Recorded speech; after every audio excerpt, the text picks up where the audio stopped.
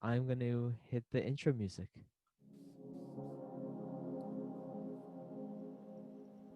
Welcome to Mindful Minutes with Musicians, the show where we aspire to inspire musicians and artists talking about mindfulness and what brings us through our practice to achieve greater goals. Hello and welcome. Today's guest is the wonderful James Knott, someone who I admire and believe is doing some amazing work. A performance artist who combines theater, video, and a beautiful vocal range to create an immersive and emotionally resonant experience for the viewer. And I can attest that they pull on some heartstrings, thematically bringing a paradoxical and queer identity, inner dialogue, mental illness, and camp theatrics. Currently, their practice looks to house personal narratives and queer experience through poetic retellings, self-mythologizing, and iconographic aestheticism. A recent alumni of the Roadhouse residency, they've Roundtable. Roundtable. Oh, Yeah. Roundtable residency. They've exhibited and performed at X Space, Cultural Center, the Feminist Art Conference, the Artist Project Contemporary Art Fair, the 7A11 Deaf International Performing Arts Festival, the Art Gallery of Hamilton, and AGO First Thursdays. And we are graced with their presence here today, and a huge, huge welcome to James Knott. Thank you. Thank you for having me. There's like the applause happens at that point, right? I love a woo. In context, in proper yes. context. So first off, how are you? I'm okay, I think. Yeah. Yeah, today's been a busy day, but this is a nice way to end the day. Awesome. Yeah. Nice. How about you? Yeah. I'm doing okay. Good. All things considering, and like staying busy and trying to stay in a positive, headspace and all that. And yeah. How have you found it to be lately? With everything going on and Right. Well, I mean, I guess it's like we're kind of like into a lot of things, like pretty deep. So, in a lot of ways, it just seems like every day now. And like weirdly, like I've found myself in like this incredibly busy period, like almost busier than like I've ever been before. And it wasn't like that like at the start of like the pandemic or anything else that's happening. But yeah, just it's like weird that I feel like this kind of age we're in, like post pandemic, is a lot of like stops and starts. So like at the drop of a hat, like you might like be completely unable to do absolutely anything, and then like in another second it's like you have like 12 tasks and like 19 projects on the go.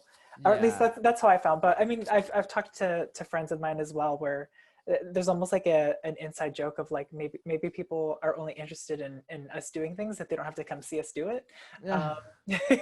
So which is, I mean, fine with me, I guess. A check is a check. But it's also made like as far as like accessibility and stuff like that, like it's like pretty much anyone who has the access to is able to watch it, and so yeah. it's kind of like no one has to go anywhere really. So maybe that's why there's larger crowds or whatever. Like it's interesting. It's interesting. Like I know along like the lines of just the new norm kind of thing. Like it's yeah, it's I don't know. It's have you found yourself lately to be more creative or less creative? Like it's like I know you're saying it's like waves and stuff, but like have you found yourself in general more creative or I think that not necessarily like more or less creative. I might like replace the word with like productive or motivated. So like I find that like that's sort of like where the oscillation happens for me, is that um uh struggling to find whether or not like you feel like working on anything, or like finding yourself in a mood where like you want to work on everything. And that's happened a lot throughout like the months, as you know, maybe like initially, you know, as like we were all kind of like grieving um, the kind of like world and social aspects that we knew, and that we weren't sure we would get back. You know, I found that very unmotivating, and I found that very unproductive at first. And then, you know, a little bit into that, I decided to sort of like rebel and kind of like be like the utmost productive and the utmost motivated. And then, you know, that died, and then it comes back again. So I find that those are kind of the pushes and pulls that I've been dealing with, is periods of intense motivation and like factory level productivity, and then like days on end lying in bed naked, which are, you know, which you need. You do. And then I feel like you have to like fight that like internalized like capitalism, where you like guilt yourself for like taking like an hour to just like lay around to rest. Right. It's the equilibrium of life. Like you need, like, although there is the stresses and the you know, there are things that you need to do to like to keep the you know, everything going and everything, but there's also that like the other side of rest and relaxation, and you know what I mean, self-loving time, and you know, lying naked in bedtime, and very you know, much all that. um I know with your work there's so many different layers, as far as when you're like, I remember watching a piece um that brought like there was one I remember watching that where your vocals were just like amazing, absolutely incredible, but you were also using um like video mapping and moving of boxes, and there's so many different elements that you use, like it's like from theatrical to musical, to visual, even mental aspects like mental illness and stuff like that. Can you like kind of talk a bit about like inspiration for these thematics, and like how this has kind of come about? And Yeah. Well, I guess it's like my work is, it's because I'm like a performance artist. I make work about myself, selfishly. But in a way, I find that that's the most generous. Actually, I think that's like a Björk quote, is that she said that like, in being selfish, I'm actually more generous because I'm, you know, being vulnerable with you. I'm like, I'm giving you everything. yeah, totally, Yeah. totally. And because of that, my work deals with, you know, it's about me. So like it deals with identity, and it deals with like human stories, and it deals with all those like anthropomorphic things. I find that humans are very interesting, in that we kind of can't empathize with something unless we anthropomorphize it. So like even with like animals, it's like we'll like attribute animals with human qualities so that we can like understand it. Like we'll be like, oh, you know, like the male penguins are gay for each other, or like, oh, you know, those two dogs are, you know, and it's just like, no, they're animals doing their animal thing, and like we don't have to understand, like it's fine. But like, or you know, like, oh, that tree looks so sad, and it's like, it's a tree. It does not have a face. That's the shape of the tree. Like, but like because of our, I think, our need to empathize with humanness and human stories in a way that like, if we see another person describing something or going through something that like we understand, we feel it ourselves. And I think that with the layering of things and like talking about my own stories, it's a way of expressing and compartmentalizing like how simple and how complex we are at the same time. I think that especially like with kind of like the Western North American view of the self, we have this idea of like ourself or other people even as like one concrete thing that's like unchanging and unmoving, and like maybe change is like a gradual thing that happens over years.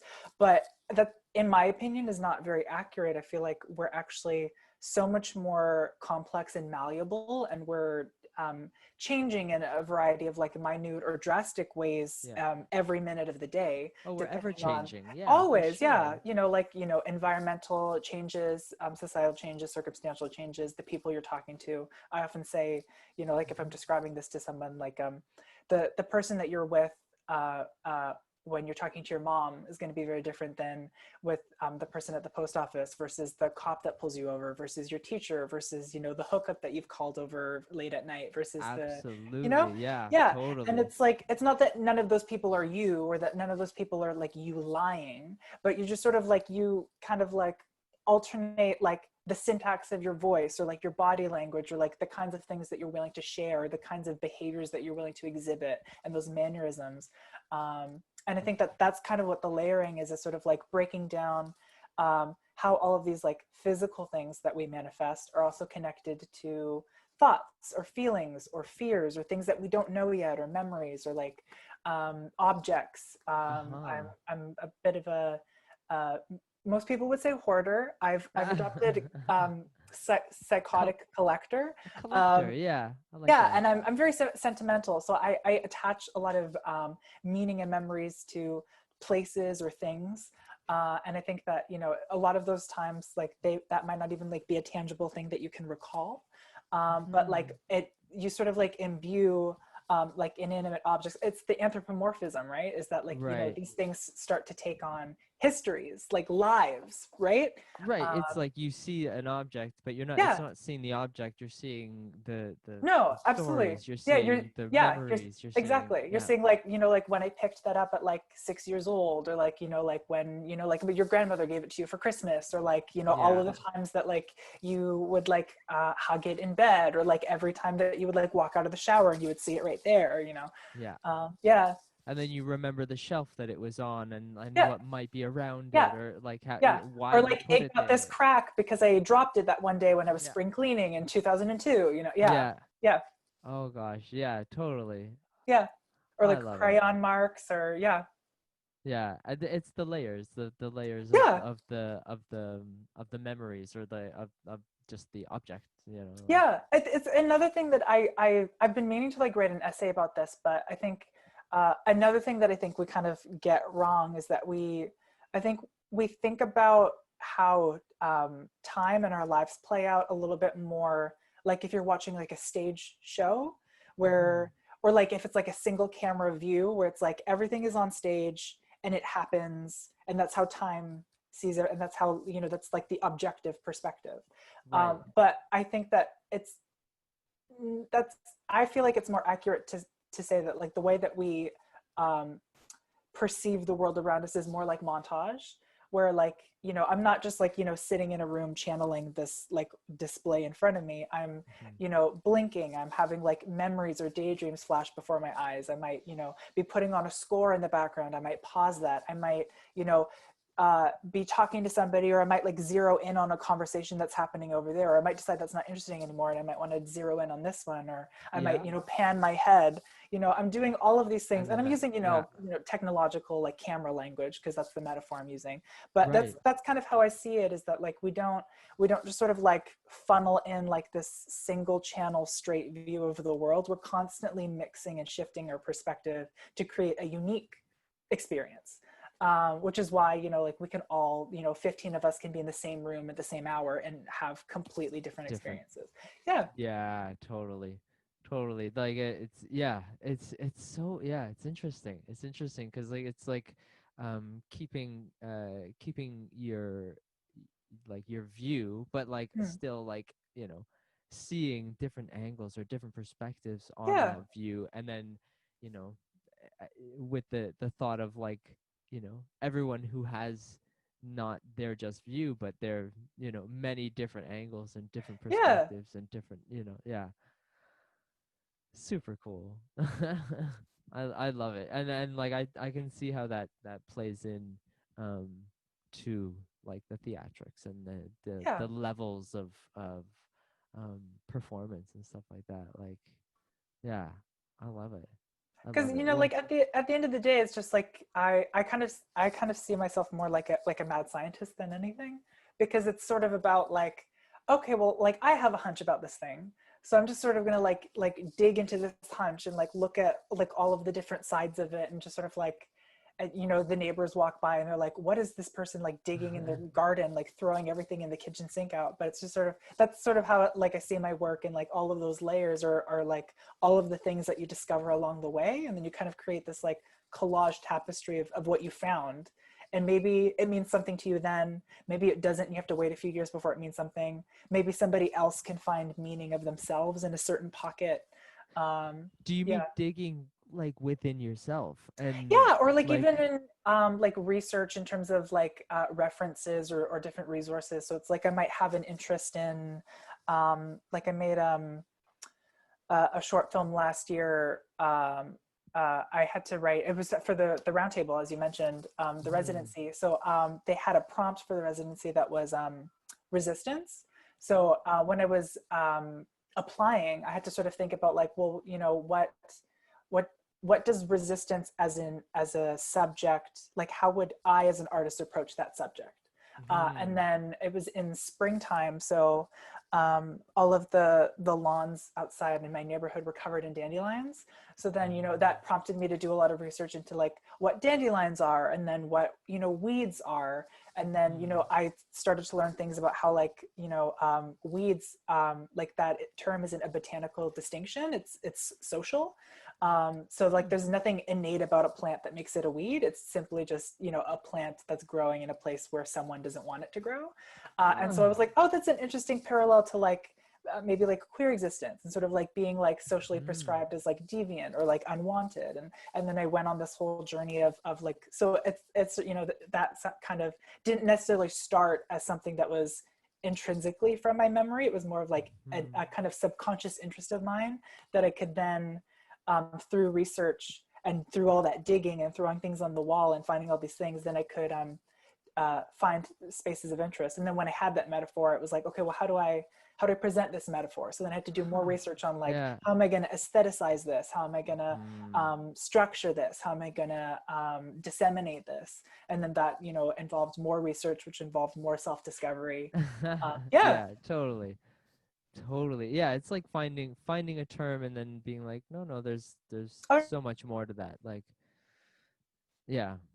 Um So I'm gonna finish kind of up with kind of okay. getting back to what you were talking about earlier with the waves and everything like that, Mm, and creativity and stuff like that, and I guess kind of come back to like how do you find, or how would you get yourself into creative mindsets, or do you find that it mm, just comes, or is it like, is there things or you know, other, tips that you do yeah. to get into a mindful state kind of thing. Yeah.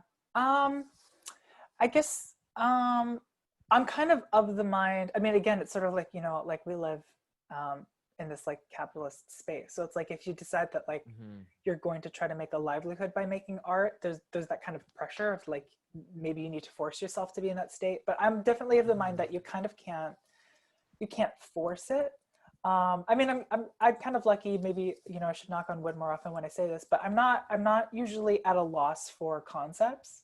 In fact, Mm-hmm. I have like an entire backlog of Like it concepts kind of that, comes, yeah, yeah, like like it they keeps come all the coming, yeah. time. So it's like I'll, you know, like I'll write them down, or sort I'll file them in, you know, the back of my mind, or Mm-hmm. so I'm not at a shortage of like um, ideas or things to do or things to look into. But it's more so, Yeah. again, it's like about wrestling with like motivation is is and again, I think that motivation is definitely something that you shouldn't force.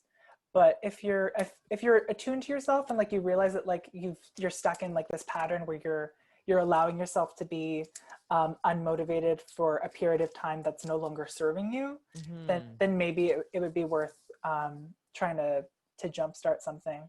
But I don't know if I know necessarily how to do that. I think usually the thing to do to get yourself motivated is to do something that you were not planning on doing, and be like, Mm-hmm. I need to do this project that I decided I wanted to do 5 years ago, but I'm just going to do this that I just thought of now, Yeah, and then just you get kind of, that done. yeah, totally. Yeah, It's, do you find like maybe like you would go back to those lists that you made and like I do. Okay, kind I of mean, I like, guess it's I find that things will present to you the time when they're ready to be made. You know what I mean? Or Mm-hmm. at least I don't know. Sometimes I feel like there's so many things where I'm like, this is a really great idea, but I know that I can't do it in this time. Or yet, or Or yeah. yeah, because of whatever, whether that be like lack of resources, or it's just not the time for it, or I wouldn't know how to do it yet, or like I would Mm-hmm. need, or like this would be, I have some things where it's like, oh, this would be perfect as a response to a certain life event that maybe hasn't happened yet, or maybe will never happen yet, but I know that like I have it there, that I can use that to channel whatever will happen, whether that be like, like a period of grief, or like a really traumatic experience, or a really poignant or uplifting experience. And it's like, those things can, wait until they can, knock on your door and be like, I'm ready, I'm here, And it's like, yeah, delivery day. yeah, Yeah, totally. And you're like, okay, and then just yep, kind of accept that when it comes, kind of thing. yeah, Yeah, absolutely. I love it. I love it. One last question. As far Okay. as like mindfulness, what is mindfulness to you? Like, like, do you feel like it's something like as far as like just a restful place, or is it like getting into an inspirational place, or Mm, is it like yeah, like that's kind of I don't yeah. know. I guess it's like, if I'm feeling inspired and productive, I don't know if I would necessarily classify myself as mindful. I feel like that Mm-hmm. period is very frenetic and anxious, and kind of back to that mad scientist thing where it's like, I feel like if you're experiencing flow, Mm-hmm. sometimes that can mean that you're being potentially detrimental to your health in order to facilitate the activity that you're doing. Maybe not. I mean, it's not like, that happens all the time constantly, at least for me. But Yeah. like I feel like if I could confidently say that I'm like truly being mindful, I feel like that has such like a health connotation to it, of like, am I taking care of myself? Yeah. Not even in just like a self-care kind of like TM like prepackaged t-shirt kind of way, but like, Yeah. are you making sure that you are exhibiting health, and like making sure that, I'm the kind of person that Mm-hmm. tries to make sure that I'm eating properly, or even though I Yeah. hate it, I try to exercise regularly, um, or like even just Yeah. like exercising various different things that I know just improve my mood throughout the day. So it's like, I find that if I play the piano just for, even just like 20 minutes to an hour a day, like I can Mm-hmm. just like significantly like feel my Lift mood up like a lot of, alleviate. yeah. Yeah, it's just part of that. Or even in like a social sense of like being mindful, I talk about oftentimes about like practices of killing the ego. Not Mm-hmm. that like it isn't important to like assert yourself in situations, but I feel like there's so many times where our first response to something is like an immediate emotional reaction, and I feel like sometimes it's important to like remove yourself from the situation and look from above and realize maybe this isn't about me, or maybe I'm not the most important person in the room, or I'm not Yeah. better than anybody, nobody's better than me, so like it doesn't matter, this Yeah. thing that's happening, it doesn't matter, and you can just allow it to just sort of roll off your back Kind of instead of yeah, perspective, yeah. yeah, Yeah.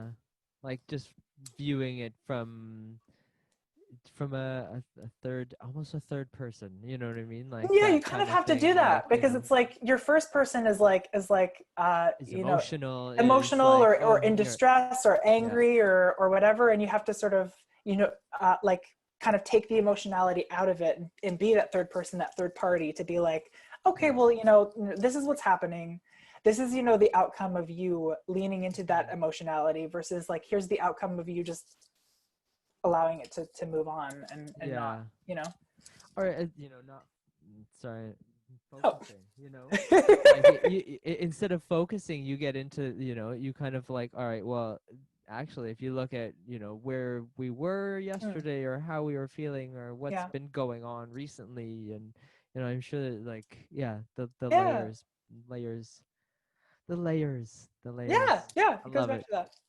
Okay, I'm going to close up right now, and I'm Okay, going to play this outro music. sure.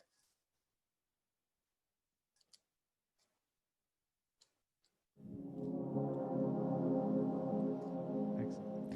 Thank you for tuning in to Mindful Minutes with Musicians. For more information about my guest and the topics of the show, go to www.davidblackmoremusic.wordpress.com and connect with us on all social media platforms.